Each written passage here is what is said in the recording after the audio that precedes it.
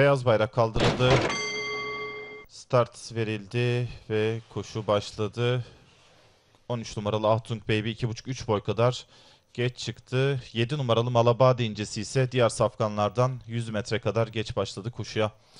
İç kulvara yakın gelen 14 numaralı Esti geçti. Liderliği aldı. 2 boy kadar gerisinde bariyer dibinde ikincilikte. 8 numaralı Saint-Tropez var. 2 boy geride orta kulvarda 15 numaralı Grigolette hemen içinde. 11 numaralı My Legend dışlarına 6 numaralı Kör Bela geldi. 1,5 boy kadar geride. İç kulvara yakın 12 numaralı Rabiosa. Yanlarında 9 numaralı Immortal Wing sırasıyla 1600 metre start yeri geçilmek üzere. Liderliği dış kulvardan temposunu artıran 6 numaralı Kör Bela aldı ve farkı 2 boya kadar çıkardı. İkinciliğe orta kulvarda 15 numaralı Grigolette girmeye çalışıyor. Hemen içinde 14 numaralı Esti geçti var. Onların yarım boy gerisinde orta kulvarda 8 numaralı Saint-Tropez. Bu üçlünün 2,5 boy gerisinde.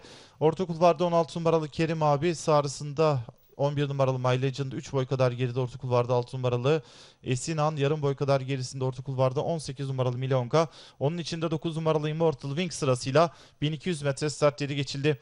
Fark 3 boya kadar çıktı. İç kulvara yakın 6 numaralı Kör Bela koşunun liderliğini sürdürüyor. İçeride tekrar ikinciliğe 14 numaralı Esti geçti girdi. Yarım boy kadar gerisinde orta kulvarda 3. 15 numaralı Grigolette var. 2,5 boy geride iç kulvarda 8 numaralı Saint-Tropez sağrısında. 5.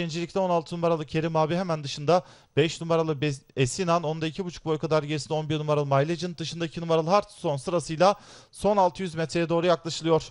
6 numaralı Kör Bela'nda fark 2 boy kadar orta kulvarda 15 numaralı Grigoletta ve içindeki 14 numaralı Esti geçti, fark azaltma şaşırlar. Dışlarına 5 numaralı Esinan geldi. İçeride 8 numaralı Saint-Tropez 2 boy kadar geride, 16 numaralı Kerim abi 1,5 boy gerisinde. Dış kulvarda 2 numaralı Hearthstone sırasıyla düzlüğe çıkıldı. 6 numaralı Kör Bela 2,5 boy kadar koşu liderini sürdürüyor dışarıdan. 14 numaralı Esti geçti, 10 dışından Esinan iç kulvardan. 8 numaralı Saint-Tropez bariyer dibinden, 11 numaralı My Legend aralarından. 16 numaralı Kerim abi geliyor, farklar azaldı. Şimdi dışarıdan gelen Esti geçti içeride. 8 numaralı Saint-Tropez öne doğru çıktılar. İçeriden de 11 numaralı My Legend'ın aralarından 1 numaralı Ottujoy'un atakları var. İçeriden 1 numaralı Ottujoy geliyor. 14 numaralı Esti geçtiğinde atakları, iki safkan potoyu birlikte geçiyor. 11 numaralı My Legend 3. 8 numaralı Saint-Tropez'de 4. oldu. 1 numaralı Ottujoy ve 14 numaralı Esti geçti potoyu, birincilik için birlikte geçiyorlar.